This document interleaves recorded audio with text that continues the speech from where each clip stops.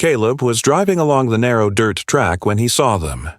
3 small shapes pressed low in the dry grass near the riverbank. The sun was already high and the air over the plain shimmered with heat. From a distance they might have been rocks or the remains of an old kill, but as he slowed, their heads lifted. 3 pairs of eyes fixed on him, unblinking, watching every movement. Their ribs showed sharply beneath patchy coats. He stopped the truck a short distance away and cut the engine. The cubs did not move toward him, nor did they retreat.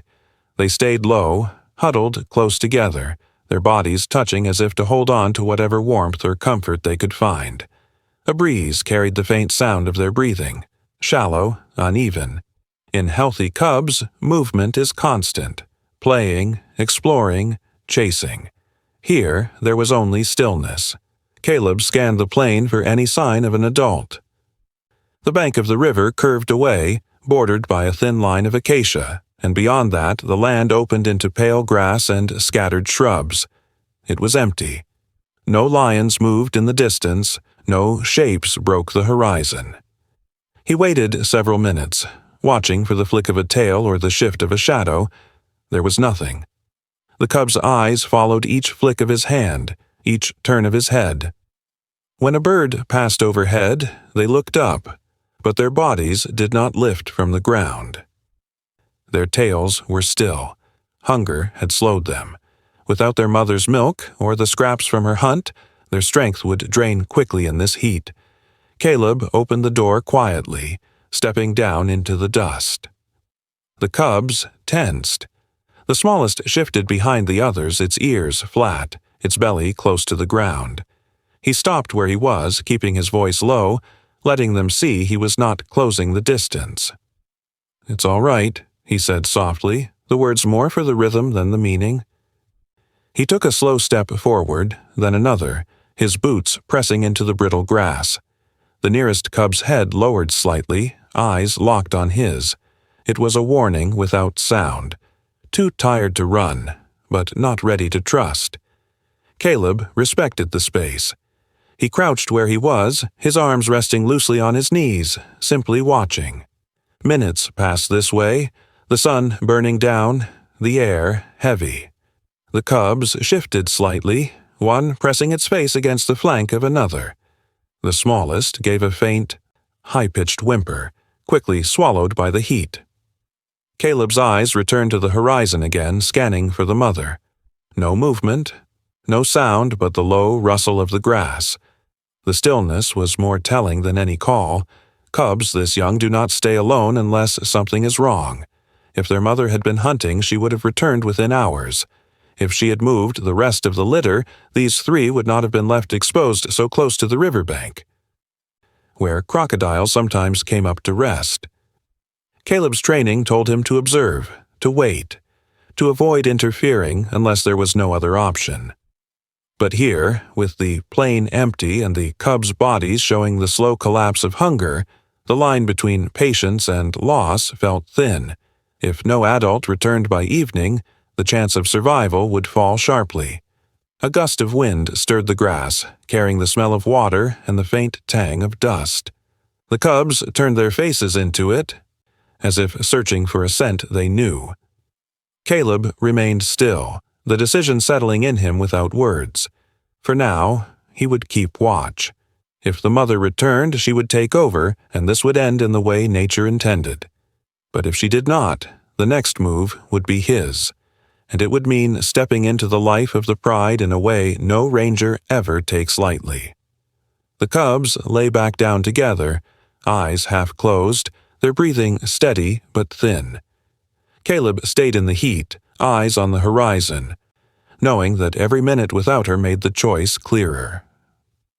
The afternoon wore on, and the shadows began to stretch thin across the plain. Caleb had moved the truck to a small rise nearly 50 meters away, far enough to avoid disturbing the cubs but close enough to see them clearly. From there, the view spread in every direction. Open grassland to the east, the slow bend of the river to the south, and beyond it, the low hills where lions sometimes denned. The cubs had shifted from the open bank to the narrow shade of a low acacia. The tree's branches were thin, barely breaking the glare of the sun, but it was the only cover nearby. They stayed pressed together, flanks touching, heads lowered. From time to time, one lifted its face and gave a small, rasping call, the kind meant for a mother's ears alone. Each time, the sound died quickly in the heavy air. Caleb scanned the horizon through his binoculars for any sign: a lion's head above the grass, the flick of a tail, the slow rise of dust from a moving body. He found none. A pair of vultures circled high above the far bank, but their interest lay elsewhere. The river moved slowly in the heat, its edges dark where crocodiles lay half submerged. An hour passed. The cubs did not wander. Their behavior told its own story. Without an adult nearby, they would not leave this patch of shade, and without food, they would not have the energy to try. The calls came less often now, and when they did, the sound was weaker. Caleb's jaw tightened. If a predator came, hyena, leopard, even a lone male lion, the cubs would have no defense. He reached for the radio once, then let his hand fall away. Reporting too early could bring unnecessary disturbance, more trucks, more noise. It could also mean removing the cubs before there was absolute certainty that they had been abandoned. And that was a line every ranger weighed carefully. Lions lose cubs often, but to take them before the mother has had her chance to return is to interfere in a way the wild does not forgive easily. A breeze moved over the plain, carrying the dry scent of dust and grass. Caleb kept his eyes moving. A herd of impala grazed far off, lifting their heads now and then, ears twitching. A pair of warthogs crossed the dry track behind the truck. But no lions came. By late afternoon, the cub's breathing was slower. One lay with its head on the ground, eyes half shut, only lifting them when a shadow passed overhead. The smallest shifted onto its side and stayed there, chest rising unevenly. Caleb checked the time. The heat would ease soon, but with night came other dangers. Hyenas would begin to move, and if the cubs were still here when darkness fell, the scent of their weakness would carry. He took a drink from his canteen. The water warm, but enough to cut the dry taste from his mouth. Through the binoculars again, he swept the far ridges, the hollow near the hills, the tall grass at the river's bend. The land stayed still. Another hour slipped away. The cubs gave no more calls. Only their eyes moved, following the angle of the light as the sun dropped toward the horizon. Caleb set the binoculars down. He knew now what the evening would bring. If no adult returned before the last light faded, the decision would be made for him. And once it was made, there would be no undoing it. The river reflected the lowering sun in a thin band of gold. Caleb stayed where he was, waiting, his eyes never leaving the acacia. The light was almost gone. The plain was almost empty. And still no mother came. The last rim of sunlight was slipping behind the low hills when Caleb reached for the small tin bowl kept in the back of the truck. He poured water from his canteen until it was nearly full, the surface trembling with the movement of his hand. The air was cooling now, but the ground still held the day's heat. Every hour the cubs had gone without water had drained them further. He stepped down from the truck slowly, keeping his shoulders low, the bowl steady in his grip. The cubs were still beneath the acacia, their bodies a single huddled shape in the fading light. Their eyes lifted at the sound of his steps, but they did not move. He stopped several meters away and crouched, resting the bowl gently on the dust. For a long moment, nothing happened. The cubs watched him, their breathing shallow. One blinked slowly, head resting against its sibling's side. The water's faint scent moved toward them in the evening air. Caleb shifted back a little, making the distance between them wider. The smallest cub stirred first, its head lifted, ears flicking forward. It took one step, then stopped, the thin muscles of its legs trembling. The other two stayed pressed together. Watching. Caleb didn't move, didn't speak. Another step, then another. The cubs paused soundless in the dust. When it reached the bowl, it lowered its head and began to drink. The sound was faint, small laps of a dry tongue breaking the surface. Caleb saw the ripples move outward, the water level lowering slowly. The cub drank for a long time before lifting its head. Droplets clung to the fur around its mouth. The second cub followed, drawn forward by the scent and sound. It moved more quickly, pressing its muzzle beside the first, their heads touching. The third stayed behind for a moment longer, then, as if unwilling to be left alone, rose and joined them. All three drank in turn, the bowl shifting slightly under their weight. Caleb's eyes stayed on the horizon even as he watched them. The risk of a predator moving in was always higher at dusk, but the plain was still, the grass stirring only in the light wind. When the cubs stepped back from the bowl, they returned to the shade together, lying down in the same place they had been before. He walked forward quietly, lifted the bowl, and carried it back to the truck. It was nearly empty. That small drink would not undo days without their mother, but it would steady them through the night. If they could find water again in the morning, the risk of collapse would lessen. Caleb poured more from his canteen, refilling it before setting it once again on the ground near the acacia. He backed away slowly, giving them space. One of the cubs glanced toward it but did not rise. They had enough for now. The light was almost gone, the first coolness of night brushing across the plain.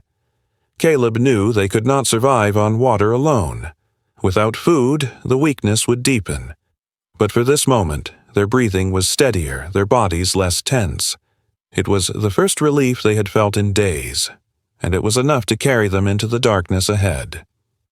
The sun had begun its slow descent, turning the wide plain into a wash of gold. The heat was easing, but the air still carried the weight of the day. Caleb stood at the back of the truck, the cooler open beside him, cutting thin strips from a piece of antelope meat taken earlier by another ranger for a monitoring project. He didn't carry much, and this would not last long, but it was enough to give the cubs a chance through the night. They were well past the point where water alone could hold them. Without food, their bodies would break before the next sunrise. He walked toward the low acacia with measured, steady steps, the meat held low in his hand. The cubs had not moved far since morning. They were still pressed together under the sparse shade, eyes half closed, their breathing shallow. The first one to notice him shifted slightly, its head lifting at the faint scent. Caleb crouched when he was close enough and laid the first strip on the ground a few meters from them. Then he stepped back, making space, his movements slow enough not to startle. For several seconds, there was no change. The breeze stirred the grass, carrying the smell of fresh meat toward them. The same cub that had drunk first the night before stirred again now. It took one slow step forward, then another, until it reached the strip and took it between its teeth. The chew was slow, the swallow careful. When it was done, the cub did not go for more right away. Instead, it lifted its head toward the horizon, scanning the open space as if still expecting another figure to appear. The second cub rose next. The movement was stiff, its legs unsteady from lying too long. It came forward, lowering its head beside the first and beginning to eat. The third stayed still, watching Caleb, then turning its eyes toward the empty grassland beyond. When nothing moved in the distance, it crept forward and joined the others, its shoulders hunched low. Caleb's own eyes kept moving, his training holding him to the routine. The bend in the river, the pale grass near the termite mounds, the low rise toward the west. He scanned each for the flicker of a tail or the brief outline of a lion's head. Still, there was nothing. This was no ordinary separation. The land was empty of lions except for these three. The strips of meat were eaten slowly, not with the quick, competitive gulps of healthy cubs at a kill. Each bite was small, every swallow followed by a pause. Weakness had dulled their urgency. Hunger had narrowed their energy to these small, deliberate movements. When they stopped, Caleb stepped forward again, laying more strips on the dust, a little closer to their shade, then stepped back once more. The golden light began to thin, pulling shadows long across the plain. The acacia's shadow stretched away like a dark ribbon, broken only by the cubs' bodies. A heron lifted from the riverbank, its wings catching the last light, its call sharp in the evening air. Somewhere far off, a jackal barked. Caleb knew the signs. Daylight was ending, and the time for safe waiting was almost over. The cubs finished the last of the meat and moved back under the acacia. One sat for a moment, licking a paw and dragging it slowly over its muzzle, before curling against the others. Their tails lay still, their breathing just a little fuller than before. It was not enough for comfort, but it was enough for now. At the truck, Caleb rinsed his hands from the canteen, the warm water running through his fingers into the dust. His eyes never left the place where the cubs lay. The food would keep them steady for the next several hours, but it would not last through another day in the open. The risks would only grow sharper with each passing hour. Hunger would weaken them again. Exhaustion would set in, and the scent of vulnerability would draw other hunters from far off. Without cover or pride's protection, they would have no defense. The sun dropped fully, leaving only the faint glow along the horizon. The grass took on the pale, silvery look it gets under the rising moon.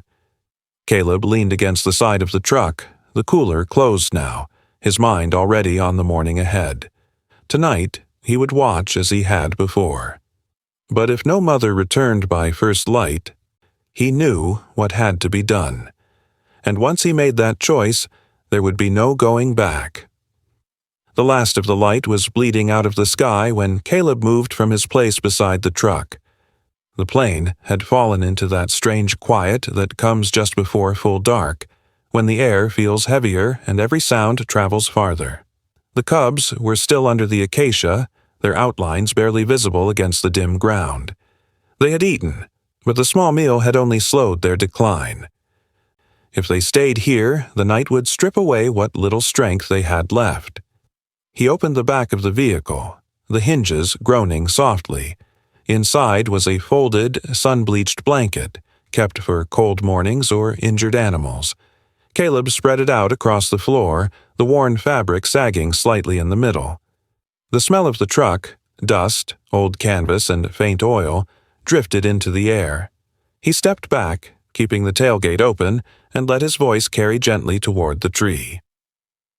"Come on," he murmured, the sound low, even. The cubs did not move. Only their ears flicked toward him, catching the difference in tone from the noises of the day. Caleb waited. Patience was as much a part of this work as any other skill. He kept his body still, eyes on the small shapes under the acacia. The first movement came from the cub that had drunk and eaten first on the previous days.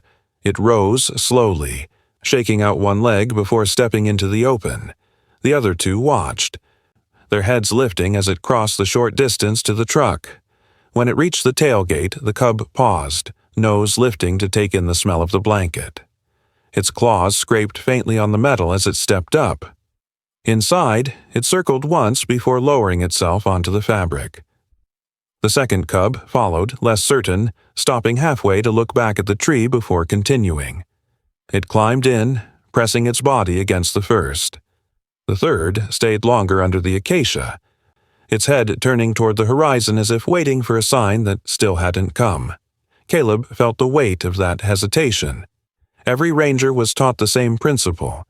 Interference changes the course of the wild. But some nights the choice was not between action and non-action. It was between survival and loss. Finally, the last cub stepped into the open. Its pace was slow, paws soundless on the dust. When it reached the truck, it hesitated only a second before climbing up to join the others. They shifted together until their bodies formed a single knot of fur and bone, tails curling in close.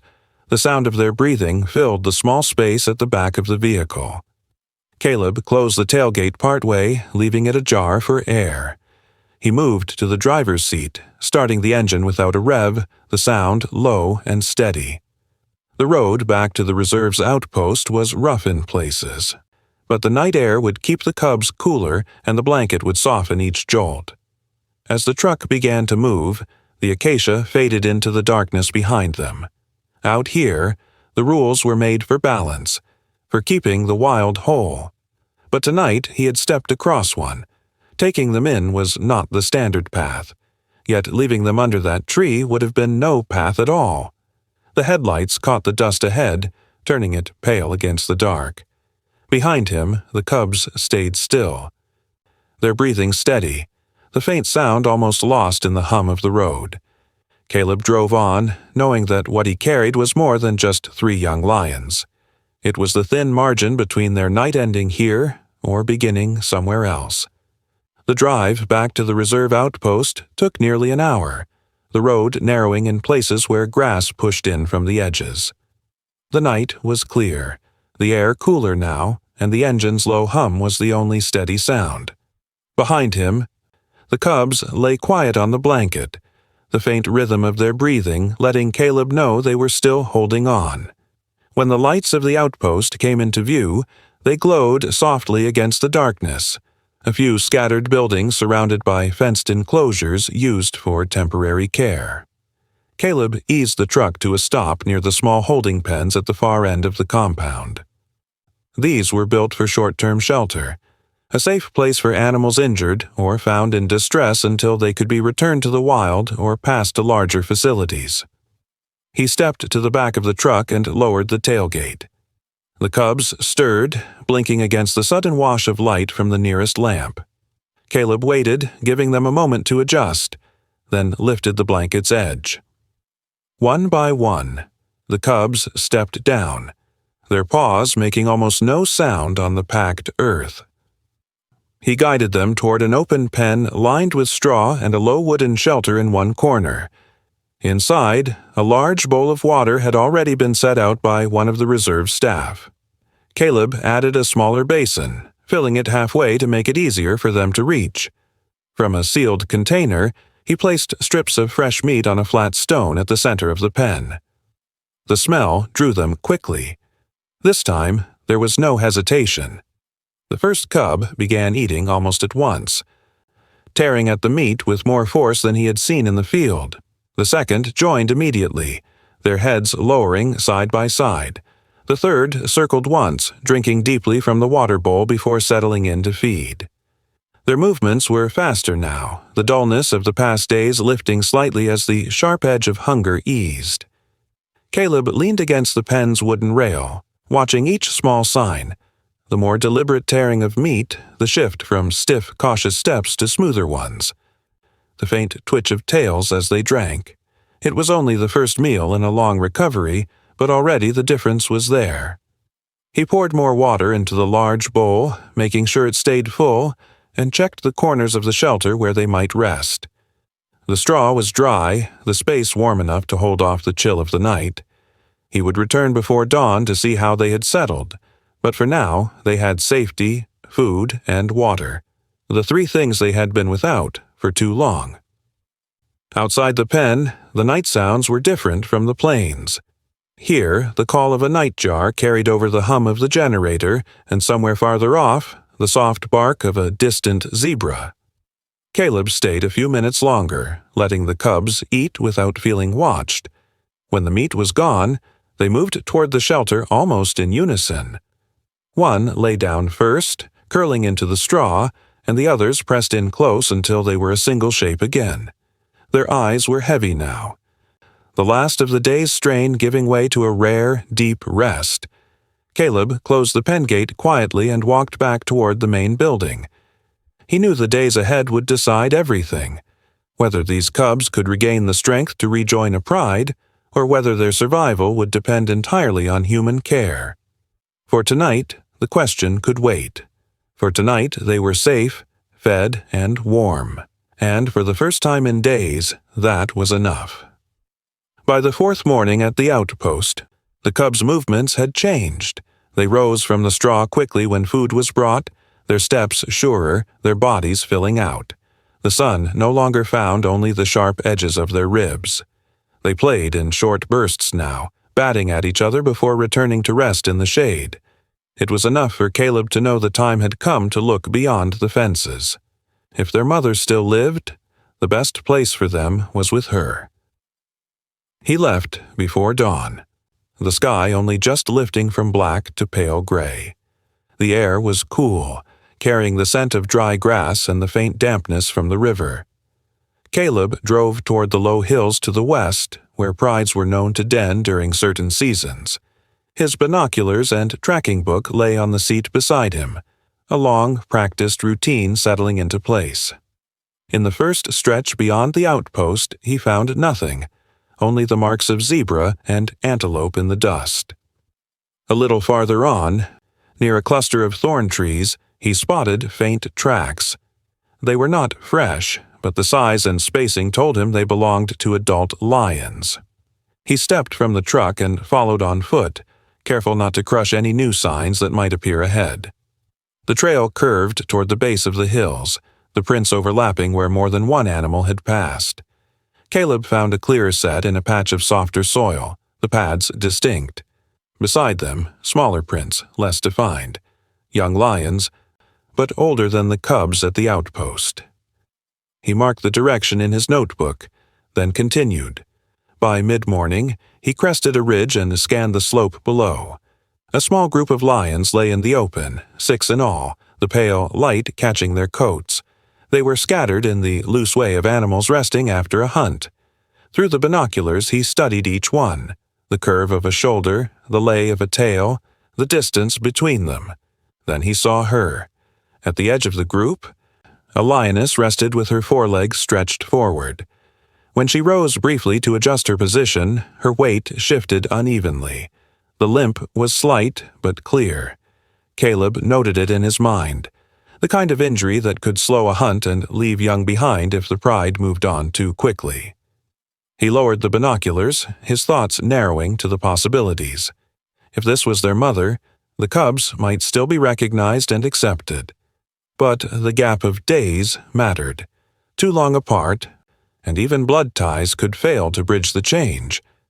Caleb stayed on the ridge, watching without moving closer. The lions shifted in the heat, some rolling onto their sides, others dozing. The limping lioness kept to the edge, her head lifting now and then to scan the slope.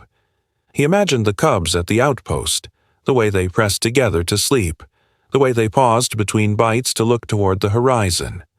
That same searching lived in her posture. When the sun began to climb higher, the group rose and moved toward a stand of trees. Caleb tracked them from a distance until the cover became too thick to follow without risk of disturbing them. He marked the location on his map, knowing he would return the next day. Back at the outpost that evening, the cubs greeted him with quiet, eager movements.